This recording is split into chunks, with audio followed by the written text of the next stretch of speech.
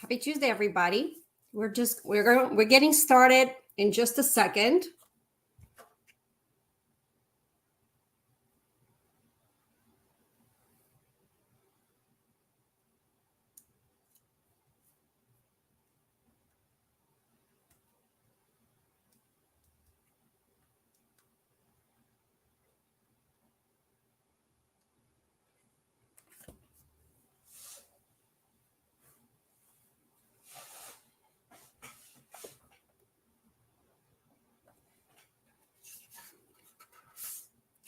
Hopefully you guys are having as beautiful weather as we are, because it's amazing. I think it's around 70 degrees. It's sunny. So it finally feels like a true springtime. So, and of course, with springtime comes pollen and all the other good stuff. So here we are.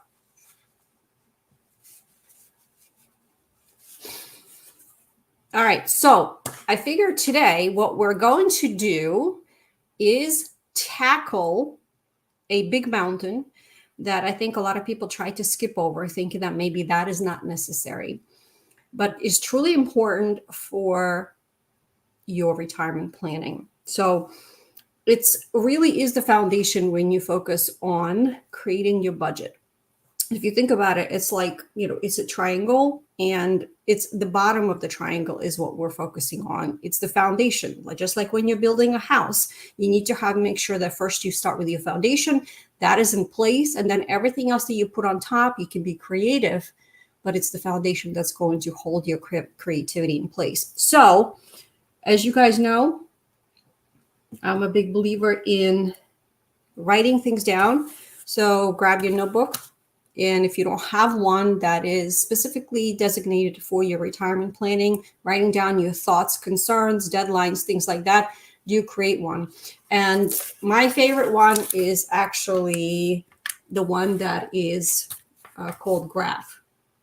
It's the Graph notebook. So I pick these up at Target every August. I stock up for the year, because you can really make some drawings and write things down nice and neat. So it's not just lines. So this is what I have for you today. So this is what I'm going to be working off of.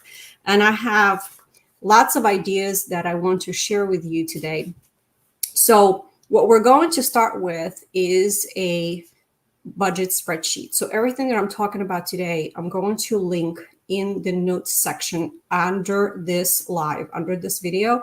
So you'll be able to click on it, download everything. Some things are going to be as a PDF document, and some of them are going to be as a link, like the monthly budget. So let me show you what it looks like. And I'm going to share my screen and show you the spreadsheet. So this is what I'm going to link for you. And this is what you're going to be able to see yourself and create one for you. It's very easy to do. And what I like about it is where you're going to be starting and what your end balance is going to be and what are your goals. And then you can start tracking things like what we're going to talk about today, your expenses, your income.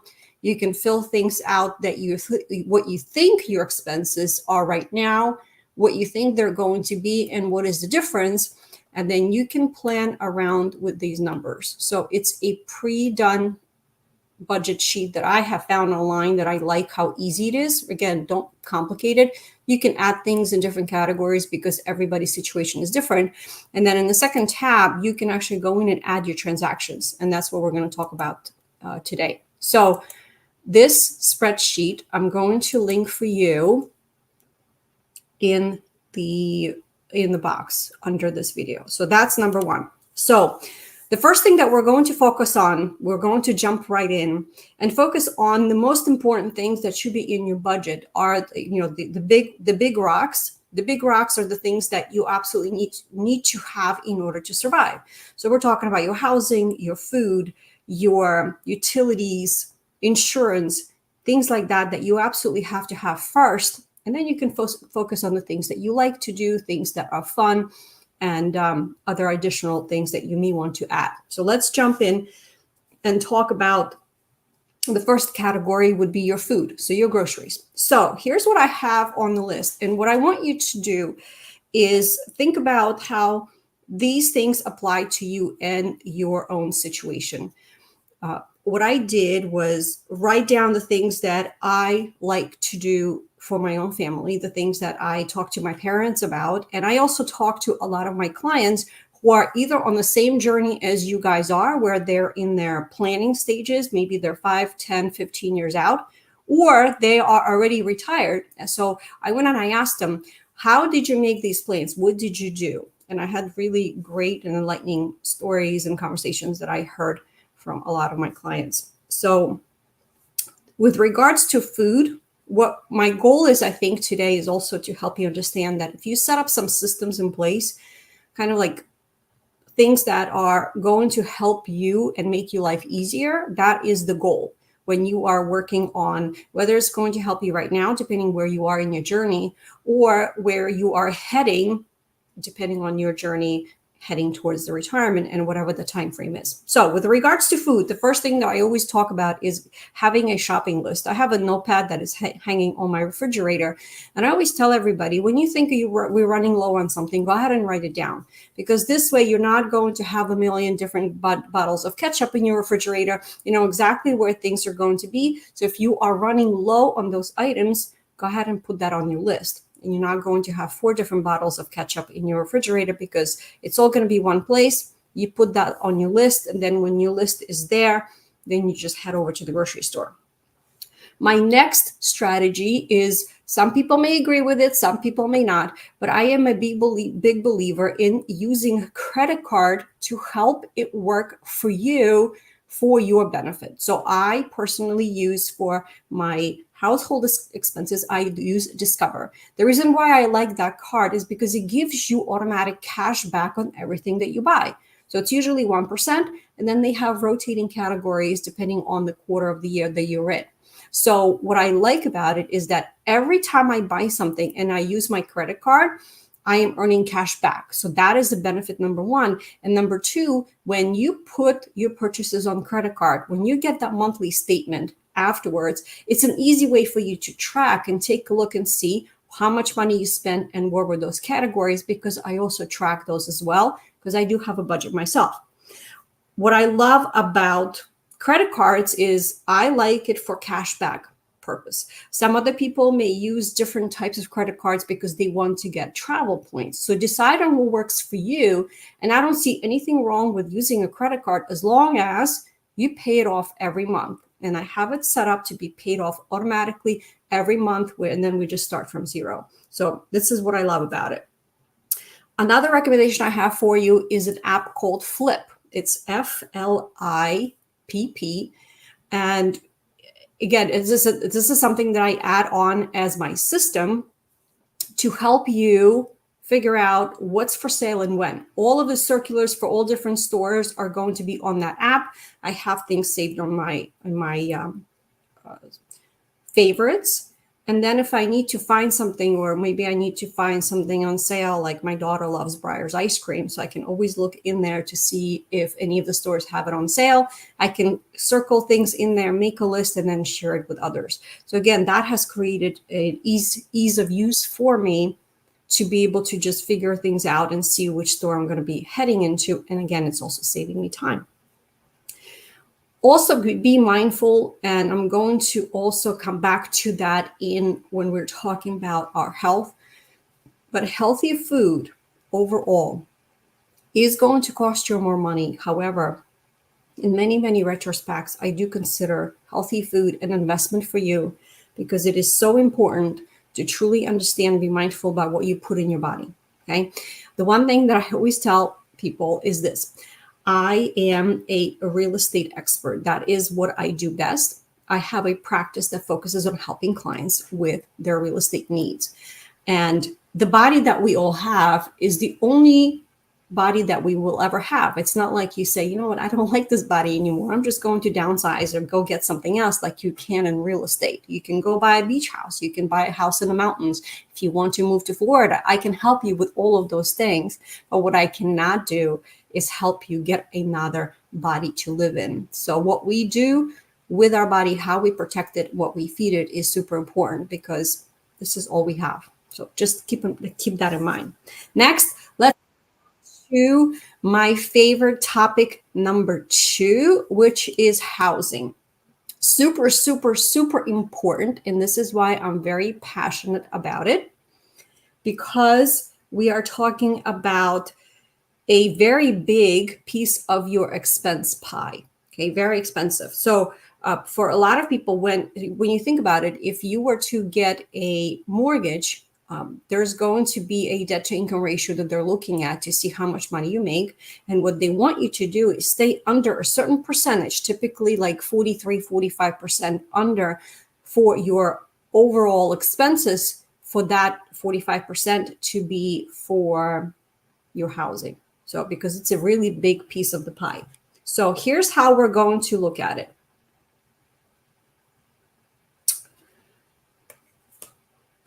Let's think about and talk about if you still have a mortgage on your home. Depending on what your personal circumstances are, if you still have a mortgage or if you're already done making payments, it's going to make a difference on how you have your plans and how far out you are in retirement. Overall, when I talk to my clients, I do recommend looking at the bigger picture, and overall, it is better for you to go ahead and pay off your mortgage before you get into the retirement, because that is just one big weight off your shoulders that you don't have to worry about. So if you still have a mortgage, let's brainstorm about how we can pay it off as quickly as possible. So here are some ideas for you. If you can, and this is what I brainstorm with a lot of my clients who are younger, who want to get ahead, and maybe they are in their first time home in the something smaller, and they have a game plan to go somewhere else in 5 to 7 years. If you can, make at least one payment a year extra. So what you can do is take that one payment that you make overall, divided by 12, figure out what that monthly payment would be, and then take that money and add it to your principal every month and have that done automatically. I love things being done automatically, so that way you don't ever have to think about it. So, and the faster you tackle the principal, the faster you're going to be able to pay it off, because it's going to reduce the amount that the principal is going to be growing up, right? If you really want to get more powerful and mindful about it, then make an extra payment every quarter or every 6 months. I'm going to also link my favorite mortgage calculator in the box under this live. Is going to help you figure out where you are, right? So for everybody, it's going to be different. If you're in the beginning of your mortgage journey, whatever that may be, in the first 10 years, most of us were paying just interest only and very little towards the principal. As you go through the life of the loan, you're going to be paying more towards your principal and less in interest. So depending on where you are, you can use this calculator, which is from Bankrate, and play around with the figures based on what year you're in your mortgage and what makes sense to you and how much extra you want to pay. Okay. As you guys are heading towards the retirement, I also want to put out there the idea of a reverse mortgage. I know that reverse mortgage has gotten a lot of bad reputation in the media, in the internet, and I can tell you that there is some truth to it, depending on who you are talking to and who people were using. When I'm speaking with my senior clients, I have experts who specialize in strictly reverse mortgage and nothing else, because I want them to be a true master of their craft, truly know what they're doing, to speak to my clients who may be interested. So there are some restrictions. You have to be a certain age to get started. However, it is a great opportunity for you to stay in your home as long as your home is safe for you, and use the equity in your home for just about anything that you need. If you need to do repairs on your home, if you need to get some home care to help you with some personal and some of the health challenges that you may be having. I don't want you to discount that as a negative or a bad thing, because it can be a right option for some of you. So if you're looking for recommendations to speak to a professional about this, because you think that that may be one of the options you may consider, let me know and I'm happy to make some recommendations for you. Next, let's talk about reviewing your home's health. So we're going to talk about your health a little bit, but remember, your home is also aging with you. So if when you bought your home, let's say you were in your 20s or your 30s and your home may have been only 20 or 30 years old too, think fast forward to where it is right now. Appliances age, major mechanicals age, and I want you to be mindful about those things and focus on taking care of those things before you retire, because they are pricey. So think about your home and think about all the major things. So let's make a list of our roof, our heating and air conditioning, our HVAC system, our windows, siding. How is your basement looking? Your foundation. Downspouts for water diversion. Even though it's a small project, I still consider downspouts and your gutters a truly major thing to have, because this is what diverts the water from your home, and this is how you can avoid having water in your basement.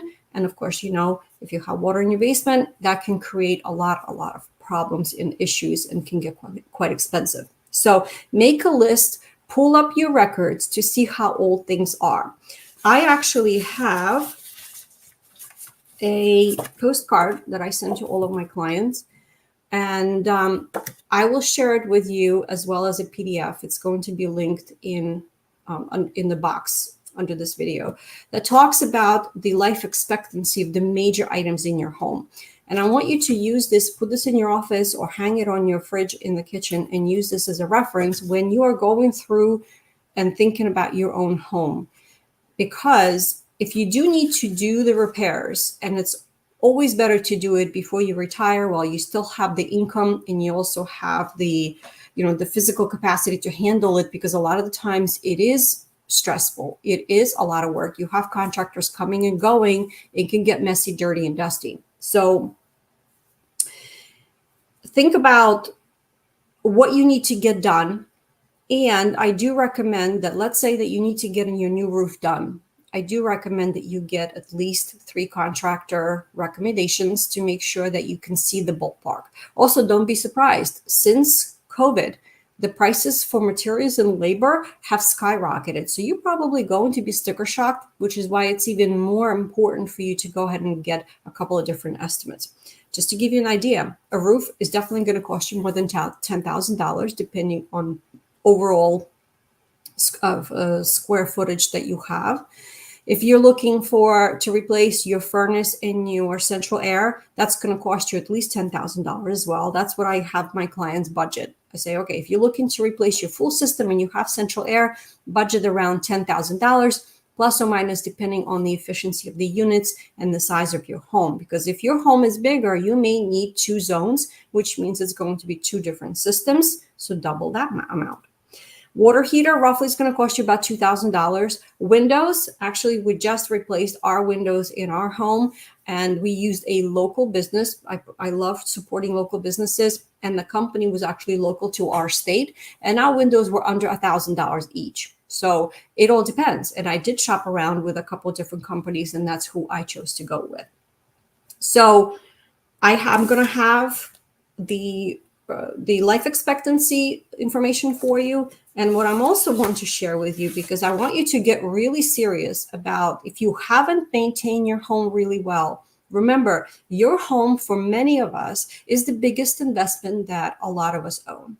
So I want you to make sure that you are heading in the right direction and having this maintenance checklist on your refrigerator or somewhere where you can see it on a monthly basis. I'm going to link this as a PDF as well. That way you can download it and print it.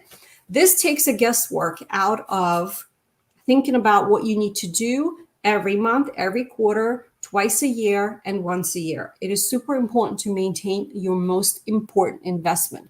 A lot of people have all of their life savings tied into a home, which means that you want to make sure that it is worth the most amount of money possible, which means that you have to maintain it really well. So I have two good things that you can download after we're done.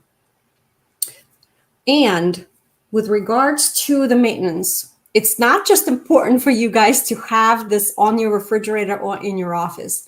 I want you to take advantage of the Google Calendar. You guys know that I'm a big believer in using calendars to remind you, just to make it easier on your brain. You don't want to keep it all in your head. Remind yourself to set up reminders every month, every quarter on home maintenance. Just set a reminder to repeat and recur certain days every month, quarter, every 6 months, and then once a year. So that way you can go to this list and say, okay, so this is the month of April right now. If you haven't done anything for April, go in through and see what you need to get done in the month of April. And what are some of the things that you need to do maybe on a quarterly basis in the month of April. Like, for example, in the month of April, on my list to do is you need to replace your furnace filter, which is super important because of the pollen season that is coming up. You also need to check your toilets to make sure they're not rocking, clean your drains. And this is what I'm telling everyone right now when I'm talking to my clients, is to clean and service your central air system. Super important. Don't wait until May and June when it's going to get really hot and everybody's going to turn on the air, and then yours is not going to work. And then you're going to be calling your favorite HVAC company to come and service it. And they're going to be backed up and busy and then charging you extra for a service call. So do it now before everybody else is getting it done as well. So, all right, let's move on to the next item. And we are going to talk about a rainy day fund. And I consider rainy day fund just as important big rock as all of the other things that we're talking about, the necessities. They don't show up as the rainy days fund for some reason does not show up as necessities. And in my opinion, it is absolutely necessary. And here's why. If something happens, you lose your job, you get sick, your car breaks down, hey, your central air breaks down and it's $10,000 to replace it.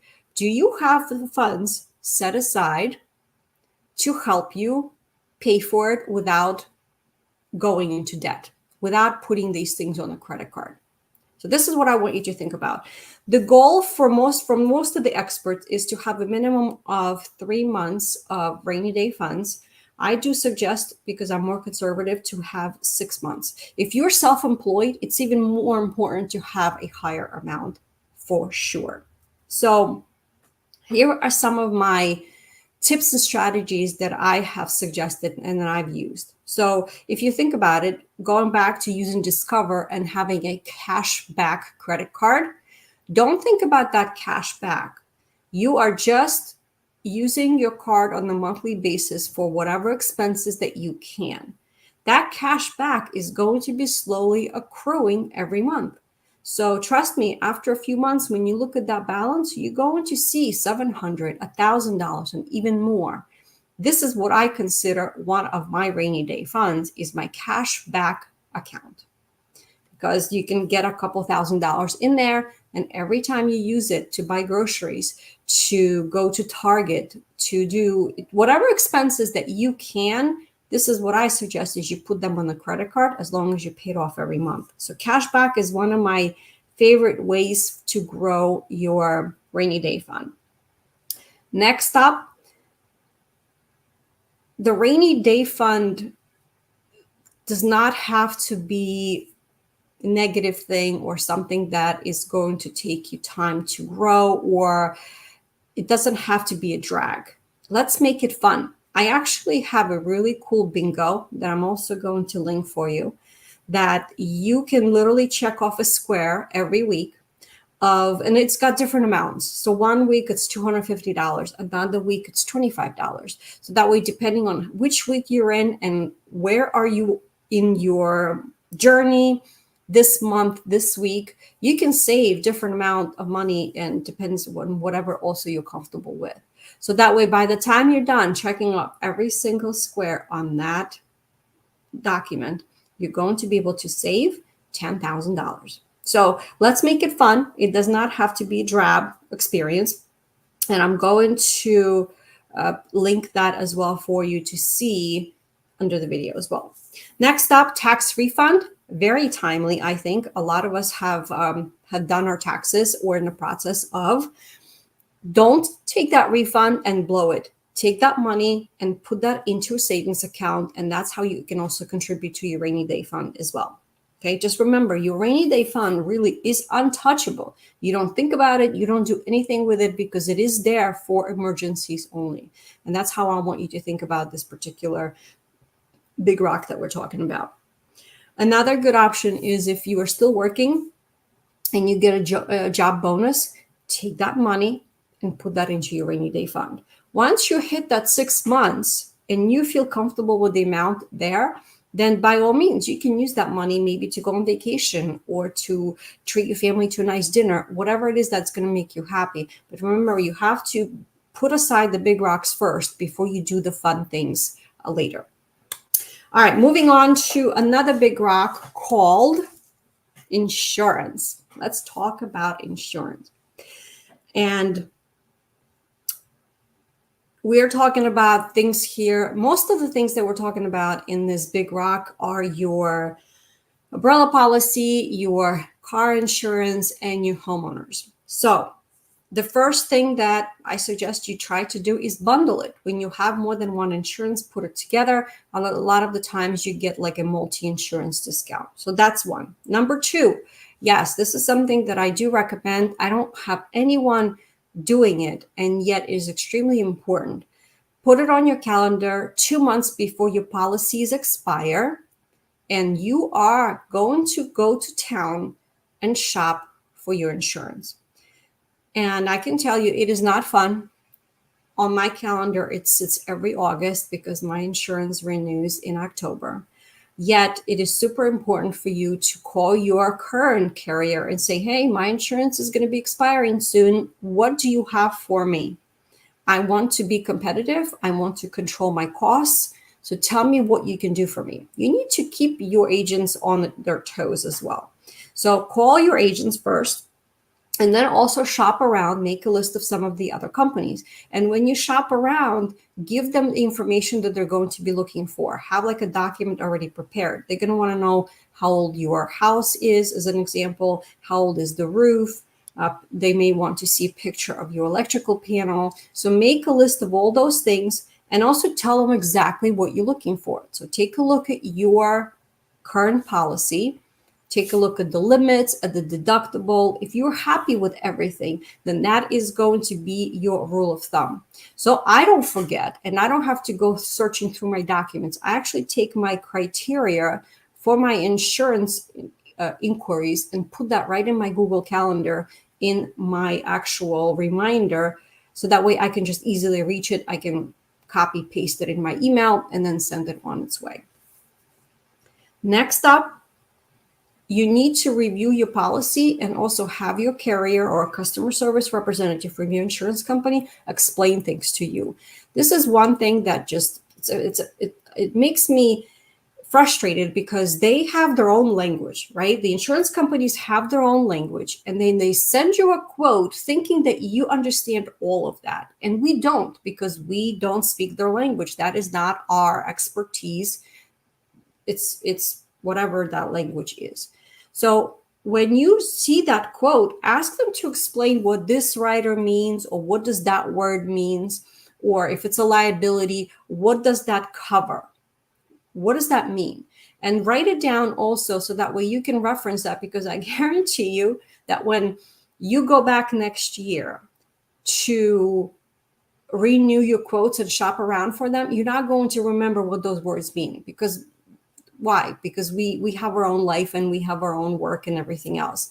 So that's what I did, is to make my life easier. I actually wrote out the terminology and what each of those things means, to make sure that next year I'm just going to do a quick refresh. It's all in one place, and then I can shop around. Also, reminder, if you haven't done it yet, and let's say that your policy is not expiring for some time, you need to go in and look and make sure that the value of your home is properly reflected on your policy. As you guys know, the housing market has experienced quite a jump in the last couple of years, where in some areas, the values of the homes have increased 10, 15, 20, as much as 25%. I want to make sure that you're not underinsured on your policy. So one of your homework today, besides starting to write down some of the notes based on everything that I'm sharing with you, is to go back and check your homeowner's policy to make sure that the value of your home is properly reflected on there, to make sure that you're not underinsured. So that's super important. Have you done any renovations on your home lately? That's what we're talking about today. So if you've done something and you're keeping up on things, that's amazing. Congratulations, you're doing a great job. What I want you to do is also, if you've done major things like replace the roof, replace the windows, did some gutter work, I want you to call your insurance company and tell them that. Hey, by the way, we just put on the new roof. It's a 30 years. We have our invoice. Do you need anything from us? Because what I can tell you is many times they will reduce the cost of your insurance policy because they know that you already spend the money on a major improvement for your home, which means that it's going to be less costly for them, and most likely they won't have to replace it or work on it. So whatever you do, any kind of major work on your home, make sure that you call your insurance company and let them know. Next up, ask for discounts. Just say, hey, do you have a military discount because maybe you're a veteran? Hey, I am getting ready to retire. Do you have any kind of other discounts? Ask them if they have any specials that they're running. Always ask. The worst thing they're going to tell you, no, we don't have anything right now. But unless you ask, you're probably not going to know the answer. Another tip that I have for you under the insurance is to see if your carrier offers a roadside assistance from your auto policy. This is something that we put on our policy recently. It was super inexpensive, yet I have a peace of mind that is protecting my family if we need help, if we break down somewhere. So that's something that a lot of people don't know that may be offered. So definitely check with your carrier on that.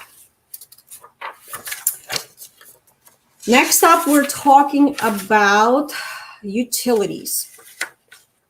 Let me see if there's any questions that we have, maybe. And also, please, if there's anything that you are thinking about that as we're going through this, because I know I'm giving you a lot of information, let me know if there's any questions that you have that I can answer or maybe research, because I always love to add other people's suggestions to my list of like systems and tips and tricks. So let's see. Okay. So now let's talk about utilities. So what we're talking about here are your major things like your electrical, your gas. It could also be your septic system. It could be your well water. It can be oil for your heating, depending on where you are and what are the major things that are available to you in your area and what you use in your home. Same thing with insurance. I'm going to suggest to you that you set a reminder on your Google Calendar to call and ask for discounts every year. See what is happening. See if there's anything that they can help you with. A lot of times that's going to apply for things like your cell phone, like internet and cable. This is where a lot of the times there are discounts because they are being fiercely competitive among the biggest companies that we have out there. So call and ask them, even if there is some kind of discount or special that is available for 3 months, that's better than nothing, right? Again, what we're trying to do here is reduce and cut your costs, but still get the same level of coverage and the same level of service. See if you have an option in your area to shop for electrical suppliers. That is something that is available in our area. And my husband is very good about tracking them down, seeing what the options are. And a lot of them are running specials for like 12 months. So we just recently switched because he did some research and he talked to the suppliers. So we have a special rate that is happening for 12 months. So he set a reminder for himself like a month before the end of the special period to follow up with them to see if we can keep that same rate. And if not, perhaps that we can switch somewhere else. So it's all about being a little bit proactive. And yes, there is a little bit of work involved, but at the same time, you are saving money, but still getting the quality of the services and the deliveries.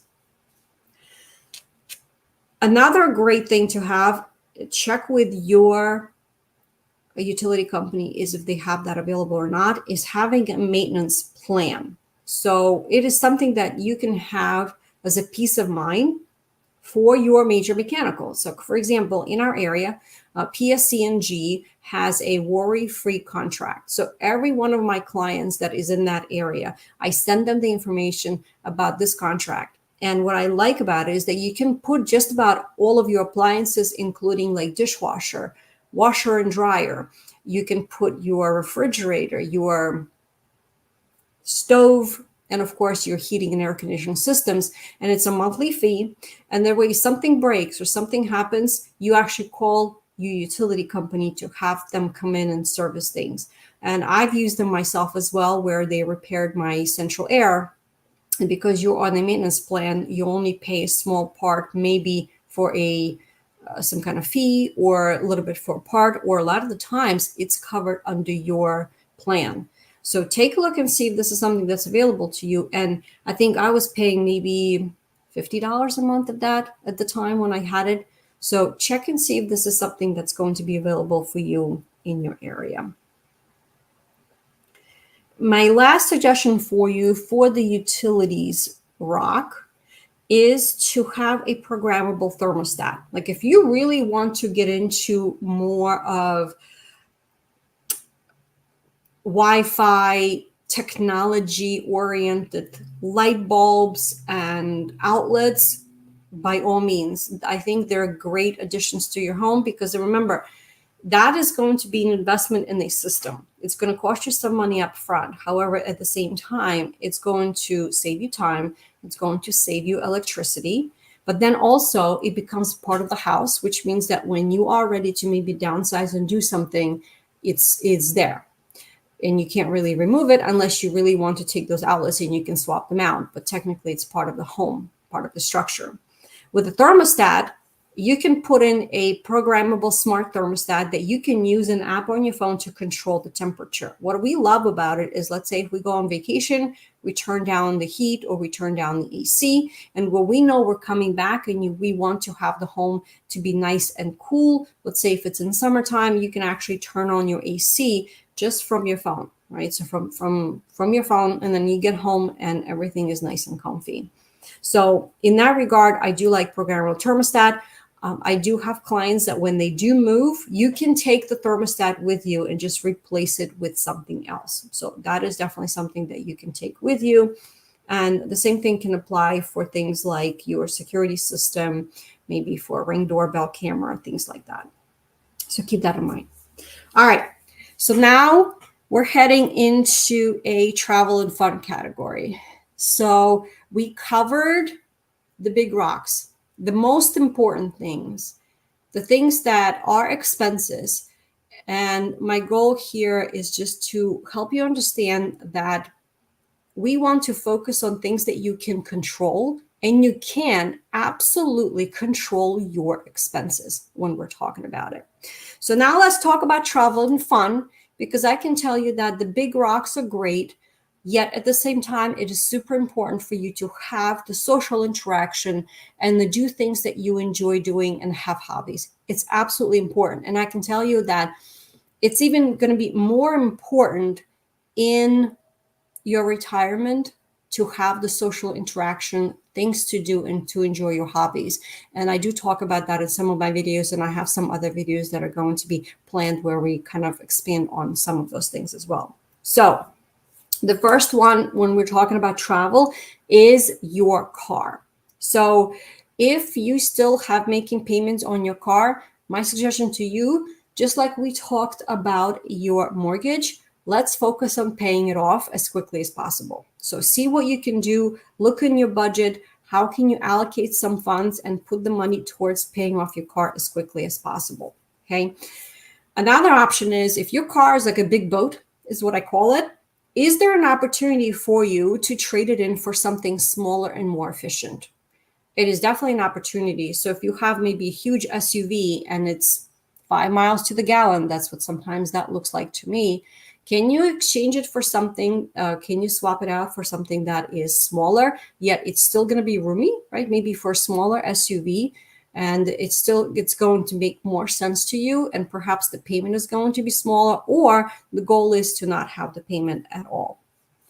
Next suggestion is don't buy a new car. I am against purchasing a new car for the main reason that as soon as you drive it off the car lot, it's going to decrease in value 100%.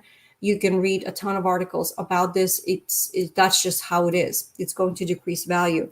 So it's more beneficial to consider purchasing a car that comes off a lease. Let's say it's a 2-year-old car or a 3-year-old car that only has maybe 24,000 or 36,000 miles on it. It still could be under warranty depending on the age of the car and the company manufacturer, yet it's still in good shape. It still could be under warranty, and it's still going to be a good investment. So, and if you need some help on trying to figure out what kind of car to get, this is where I strongly suggest that you reach out to and just do some research. But also, Consumer Reports provides really good information and articles. And here's a tip for you. If you belong to a local library, I know in my library, I have access to Consumer Reports magazines and database for free for being a member and having my membership card. So check that out as a resource. I know that they actually have magazines that you can check out at the actual library. But if you don't feel like going, we actually have a lot of e-resources in my library, and Consumer Reports, I often go on and check because, as you know, Consumer Reports provides a ton of valuable information where they check things, they test drive everything, anything from appliances to, of course, cars. If you don't have one, get an Easy Pass. This is what we have in our area. So it's like a Sun Pass in Florida. We have an Easy Pass that you put on your dashboard or on your window, on your glass, so that way you don't have to stop and pay tolls with actual money. It just saves you time and frustration. And a lot of times when you use like that Easy Pass, it's less money to pay in toll versus if you were actually putting in actual money. So that's something that I love. And of course, my Easy Pass is hooked up to my Discover card, which means that I am also earning cash back on that expense. And when you're traveling, if you are a big and love traveling like I am, I'm also a big believer in investing in another system, which is called TSA PreCheck. If you love to travel overseas, then definitely look into Global Entry to help you save time on security. So you have to go get fingerprints done. It's a background check, and TSA PreCheck is good for 5 years. And I can tell you, it's just been a lifesaver to help you when you're going through security. You go through a separate line. You don't have to take off your shoes. You don't have to take out your laptop. It's just make things less stressful when you're traveling. And, you know, traveling in its own it's just exhausting process. So any way that we can help and kind of ease the frustration, then that's what we're going to do. So those are the 2 things for travel that I suggest. All right. Oh, we have some comments. Hi, guys. This is exciting. Hi, Cynthia. Thank you for joining. All right. I'm going to look at the comments probably afterwards, I think, because I want to focus on talking about my notes. All right. So next thing, what we're going to talk about is your health. Your health is another big rock that is not part of the must-have expenses and things like that. Yet I really want you to think about it and consider. As I talk in some of my videos, health is one of the biggest pillars that I consider that are the most important for you to think about in your retirement. So the 3 pillars are going to be time, money, and your health. So those are the 3 things that are part of the foundation for when your retirement plan, of course, besides the budget that we're talking about right now. So number 1, remind yourself that you need to move your body every day for 30 minutes. That's it. It's just 30 minutes. And it does not have to be anything complicated. I think a lot of the times we tend to overthink it and we go down the rabbit hole of trying to plan and have the right equipment and the right clothes. It does not have to be that bad. Okay, so here's my suggestions for you here. Number one, join a health club like LA Fitness. I know LA Fitness there's a tons of these clubs around the country. Here's why I love LA Fitness. I'm a member. You pay, I think I looked up the cost right now. It's around, I believe it's under $40. You join a club, and for $40, you get access to a huge schedule of different classes every day. I can see it on my app, what is happening every day, starting from 6 a.m. in the morning until probably 8 o'clock at night. And it's happening Monday through Sunday. So that's one benefit. The second benefit, which I love LA Fitness for, is the pool. I love swimming and using the pool, especially in the wintertime, especially if you're nearing the retirement age and let's say you have some aches and pains. If you are going in the pool and you want to do some water exercise like water yoga, it's a lot less stressful and less pressure on your bones because you are in the water. So that's a huge benefit. The pool is heated. And after that, don't forget to hit the sauna, especially in the wintertime. It is the most amazing feeling. And sauna is extremely, extremely beneficial and healthy for you. It helps you sweat and lose the toxins, and your body is going to feel wonderful afterwards. So those are the big things that I love LA Fitness for. And of course, they also have classes, and of course, they have regular equipment. Like if you don't want to do a class, you can at least go and do some 10 minutes of maybe weightlifting or doing something, because maintaining your muscles is also extremely important as you head over towards your golden years.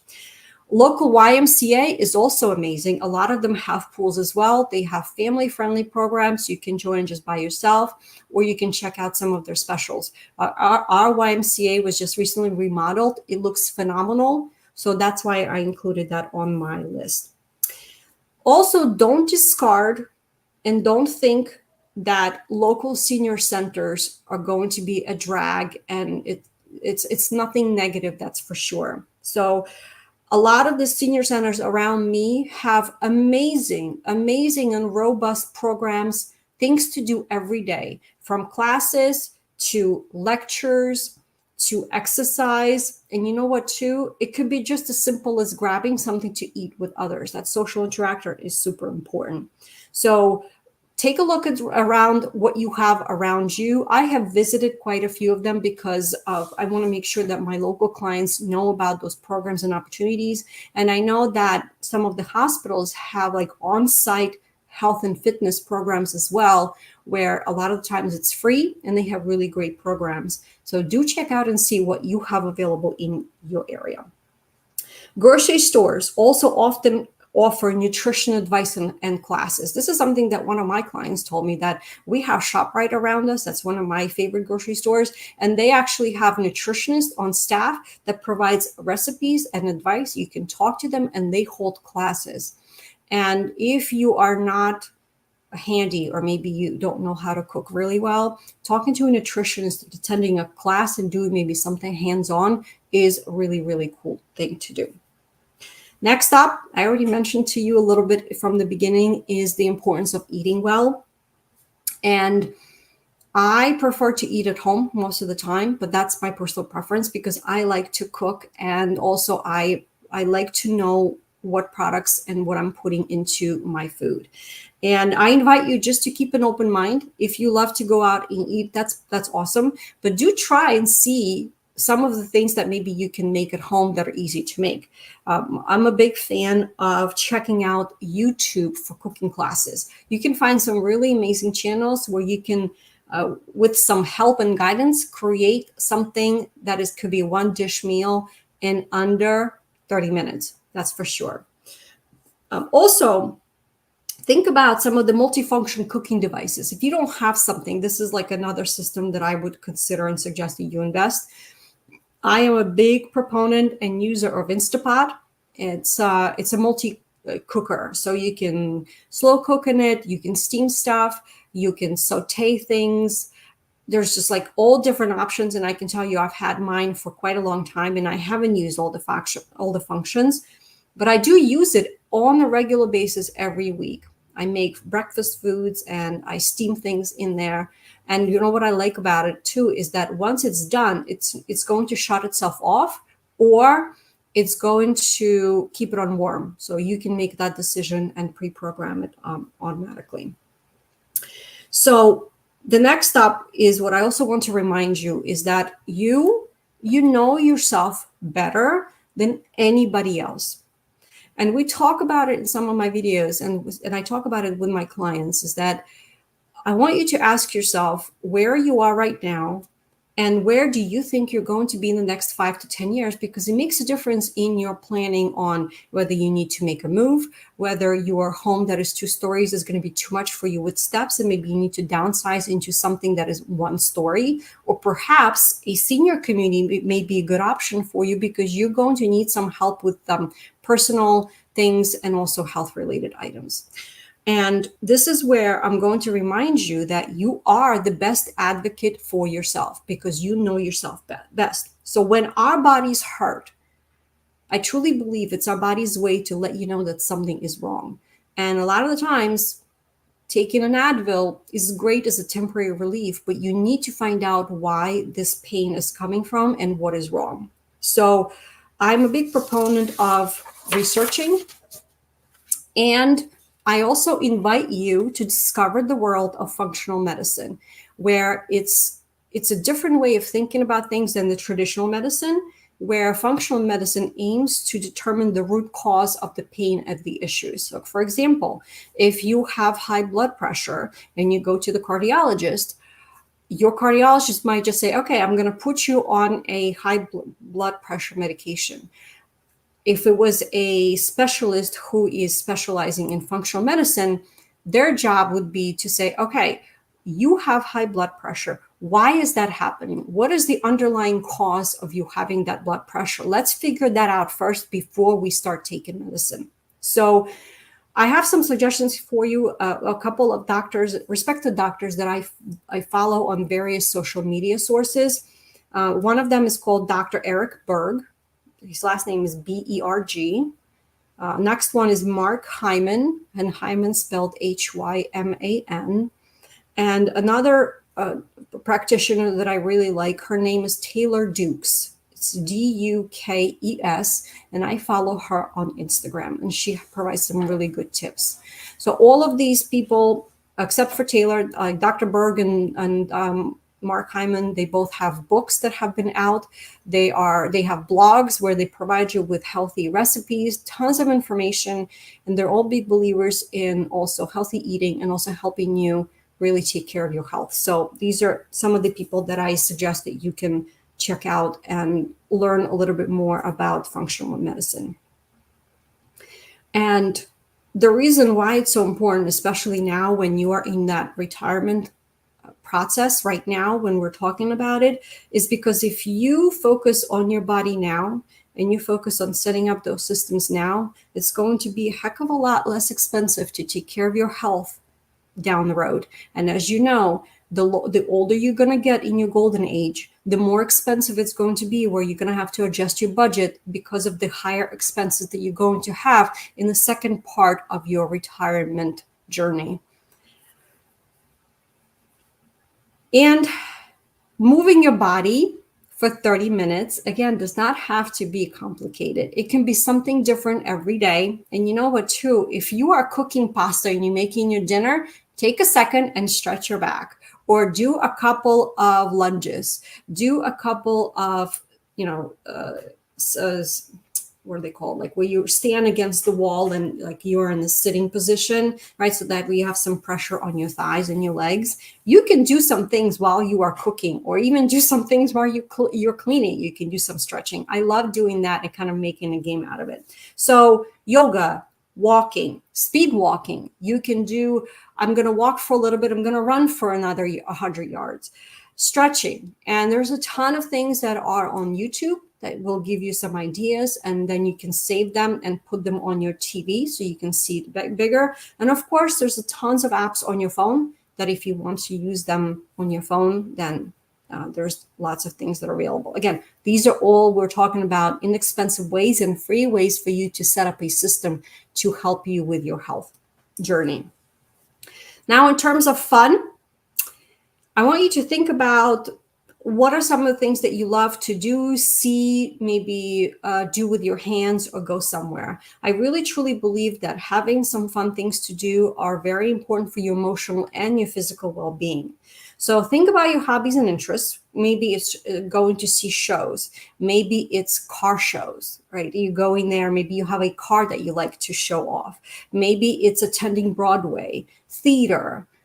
It could be going to local fairs, or maybe it's some different hobbies. Tell me what you like to do, and like what are your hobbies that you like to do on a regular basis, because I would actually love to hear what other people are talking about. And budget for these things. And I truly believe that when you budget for the things that you love to do, it's going to give you that excitement, that that rush of adrenaline. That is not frivolous, because that is something that is important to have as part of your life journey. Why not join some social groups that are like-minded people of the things that you like to do? So a few suggestions I have for you are meetup.com. So it's meetup.com. This is where, let's say I like to hike, or I want to start hiking. I'm going to find a group so that way I don't have to do it by myself. So you can actually search on this website for other hiking groups in your area and see if you can join something. If you like Latin dancing, or if you like country dancing, or if you want to learn, I know for a fact there's going to be groups for that. Another great website is Eventbrite, where you can see things and different classes and things that are being scheduled.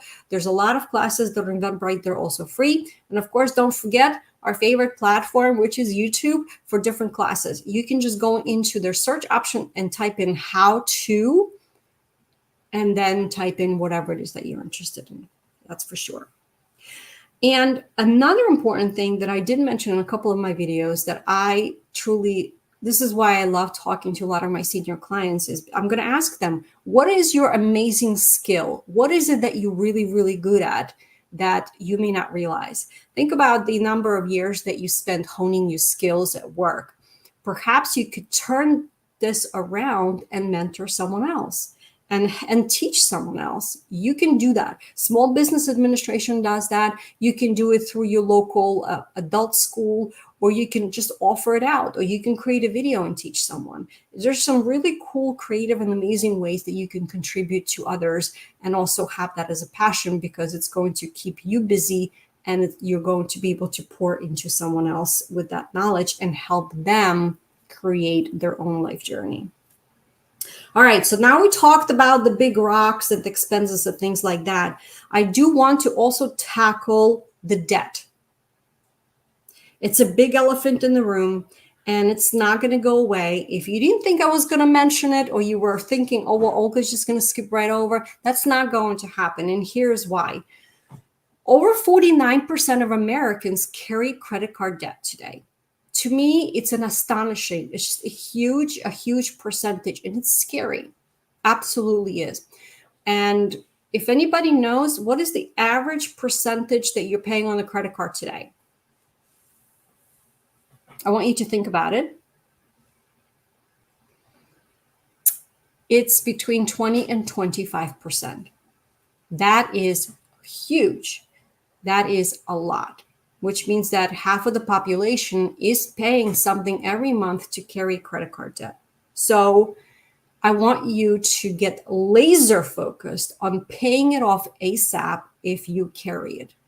And when you talk to some of the finance stars and gurus and people on TV, some of them will recommend that you tackle the most expensive debt first. So if you're thinking about, you have a mortgage, then you have your car loan, and then you have credit card debt, from that standpoint, you should tackle your credit card debt first, because it is so expensive.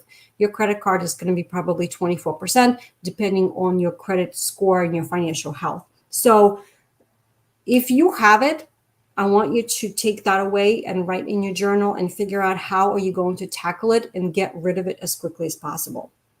So, and also, one of the things that I know for a fact, that when we talk about retirement, let's say, I'm 10 years away. Oh my God, I'm 5 years away and I haven't saved anything.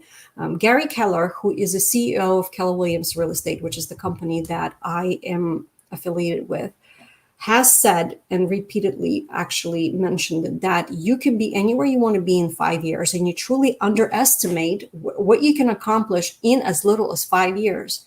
And I truly agree with him. And the reason is that a lot of the times we focus on how much money we make, what we bring in. Yet it's even more important is not how much money you bring in, but how much money you actually save. That is the more important factor. And that's even more important when we're talking about retirement planning. I guarantee you that you can set up an amazing plan and retire in 10 years and be really, really set well for your situation. And the same thing you can do in 5 years, because if you have to, you will buckle down and you will achieve those rocks and put everything in place. And I will be making some videos to help you with those things in our upcoming series as well. So tackle your expenses and tackle your impulses. If you are thinking that you want to buy something, you saw something, you watched it on TikTok or another social platform, and you're like, "Oh, looks good. Oh, I could really use that." I want you to put it in your cart, and I want you to leave it in there for a week. If after a week you're going to come back and you're still going to feel that excitement, then go ahead and buy it. I guarantee you that you're going to cool off and you're going to really think about it some more. And then you're going to look at your budget and you're going to say, you know what? This is not aligning with my goals and dreams of where I want to be in the next 5 to 10 years. I am not going to buy just one more piece that I need to add that is going to be collecting dust in my kitchen, as an example. So come back in a week and then think about it. And also be mindful of the fact that there's some things that you definitely need. And those are the big rocks that we talked about. And then there's some things that you want. And those are the things that are not necessary. So I want you to think about those and just be mindful about those purchases before you make them, to say, okay, ask yourself, have a conversation with yourself and say, hey, do I really need this? Or it's just something that I want, but I can just make do without it. So think about kind of like frivolous stuff. And I do talk about the systems in this video, right? We talk about systems to set up. But I want you to think about those systems as investment in your lifestyle, as well as investment in the plans that you're making for your future. And that's why we call them systems. This is not fluff or some frivolous stuff. So these are my thoughts on your debt. All right, now let's talk about income. So we focused on the fun things. We talked about the rocks. We talked about expenses. And now in our budget, we also need to put our income, the money that we have coming in. So I have some thoughts on that. First, if you still have a job, awesome. Go ahead and add your income on your budget, on your monthly spreadsheet. Next up, we're going to focus on your savings that you currently have. I want you to add everything in there, whether it's checking, savings accounts. If you have something else, add that in there. Okay. So I have high thoughts on savings. If you are keeping your savings in a low interest account in the local bank, and if that bank is paying you under 4%, under 3%, under 4%, it's called dead money, and you are actually losing money. So let me show you. I love this graph. And let me see. Let me open that up first.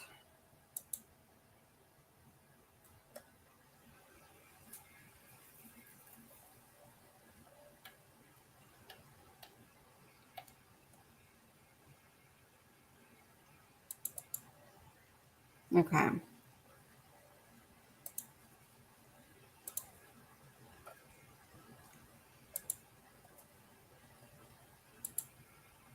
going to share and show you.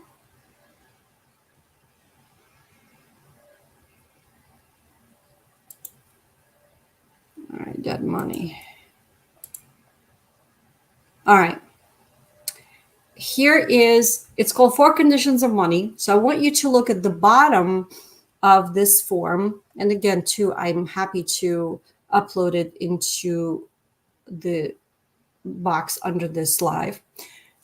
The bottom part is called dead money. So if you're earning between 0 and 4% on your checking account, savings account, and other things, because the average inflation rate, the cost of living adjustment is about 4%. So for 2024, it was 3.4%, which means that if you're earning less than that on your savings account, you're actually losing money. So I want you to realize that, and I want you to go back and look at what you are earning in your savings accounts. I have plans on talking to you a little bit more about treasury bills and some of the other things, because yes, you can absolutely earn as much as 20 or 30% on your money to help you in your retirement. So that's going to be the focus on some of the future videos that I'm going to have for you. And I can share this with you, because this is one of the things I actually took it off my wall to share this with you. So I'm a big believer of making sure that even if I have my money in a low interest account, it still needs to make me money. So what I want you to focus on is putting your savings in a high yield savings account. And what you're going to do is go to this website. Let me show you that one. It's called raisin.com. Raisin as in dry raisins that you get at the grocery store. I love this website because it is keeping us posted on what bank is offering deals right now on different things. Okay, so they have feature products, and let's say that you want to put your money in savings. Okay, look at this. They're telling you that there are different credit unions, different banks that are currently offering a high yield savings account or money market account, what it will be the interest rate that you will be receiving. And if you want more information, then you can head over and save it now, and you can do different comparisons. 5%. You should be targeting earning at least 4% on your money that you're saving, 100%, because that is just barely above your cost of living adjustment that you got, basically the rate of inflation. So you want your money to work for you, especially think about the money that we talked about putting them in the rainy day fund. Okay, so savings accounts are going to be put in a nice high yield savings account. If you want to explore treasury bills as well, that's another good option. You can actually do a T-bill ladder, what it's called, because the treasury bills, you can invest there and that money sits there for a certain amount of time. You can't pull it out. That is another good option that you can explore as well. Pension. I want you to think about the pension or the pension that you have earned. And also, one of the things that people forget is the companies that they used to work for. I want you to think back. If you worked for multiple companies, did you earn pension from those companies as well? And is that pension still with that company if you did not roll it over somewhere else like Vanguard or another fund? I want you to think about it and follow up with that company, because you might be leaving money on the table. Don't forget to put your IRAs, your 401k in the budget sheet, of course. And also, if you haven't, it's time to think about Social Security. What is that going to look like? You can go on the Social Security website to calculate what your numbers are going to be. And this is where I suggest that you do some playing around. If you're not sure, and this is a lot of questions that people have, is like, well, I don't know what time I'm going to retire because it's going to make a difference. Can I retire earlier? Do I want to retire earlier? Do I want to maybe keep going later? All of these questions I know is a hot topic. So using the Social Security calculator, where you can put all the information that you have, is going to be able to give you some different numbers. And I encourage you to write them all out. To say, okay, if I retire at 62, this is what I'm going to get. If it's going to be 65, it's going to be that, 67, and then 70. Write out all those numbers, because that way it's going to give you a perspective on a piece of paper on what is that going to look like. And then you can decide on what makes sense to you Remember, based on the 3 pillars that we talked about, it's going to be your time, your money, and your health. What are the most important things for you to consider? At some point, money is not as important as your health, and it might make sense for you to retire maybe sooner than later. And we did talk about that in a few of our videos. And I'm going to link the Social Security calculator for you as well in the notes section. So I hope that you have enough food for thought.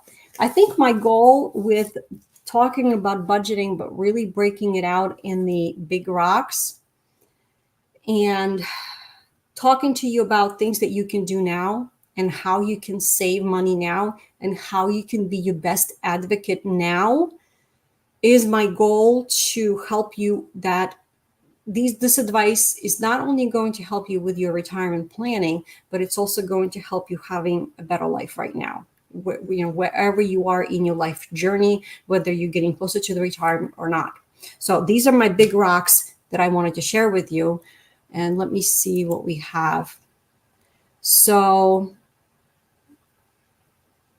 Cynthia said that she has some really good comments. She's retiring in July and she's a single mom and still paying for college. You know what? That's another thing that I did not touch upon that I think a lot of you are also, you know what? That could be another budgeting part 2 that we can maybe talk about next week is some other expenses that you guys are paying for. Paying for college for some people is that's a required expense. I have some other thoughts that I have some families that are working on using funds and creating the opportunities to help pay for college or to help them support themselves in golden years by using and investing in real estate. So it's another way of looking at purchasing a home. So that's something I think I'm going to create some videos and we can talk about that as well. And I'm going to help you do some brainstorming. So leasing a car, maybe purchasing the car coming off the lease, that's not a bad idea.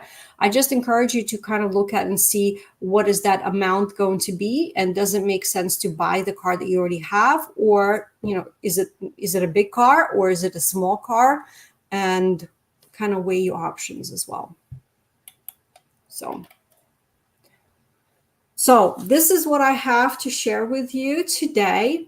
I know it's been a lot, yet my goal is, again, to get your thoughts going, to help you with some of these important things, and to help you create your monthly budget. And remember, once you create it, I also want you to remember that you need to come back to it quite often, right? So it's not like you created in the beginning of the year and then you forget that it exists. It is a living, breathing document that I want you to update on a regular basis, because it's going to help you and keep you on track. And it's going to give you a really good perspective of how much did I plan versus what is it actually in reality right now. And if there is a big difference, what are some of those things that are contributing to the differences? Like, what is it? What is there? What are some of the big expenses that I've had? Could they have been prevented? Or how can I be proactive and plan for those things? So that's what I have for you today. I want to thank you so much for joining me. I had a really great time creating the list and the resources for you. I hope that you found them helpful. And please share with us what are some of the things that you're doing, maybe some of the struggles that you are seeing and having, so that way we can help you with your planning to make it a little bit easier to create a system and in the process also support others. So thanks so much for joining us. We'll see you again next time.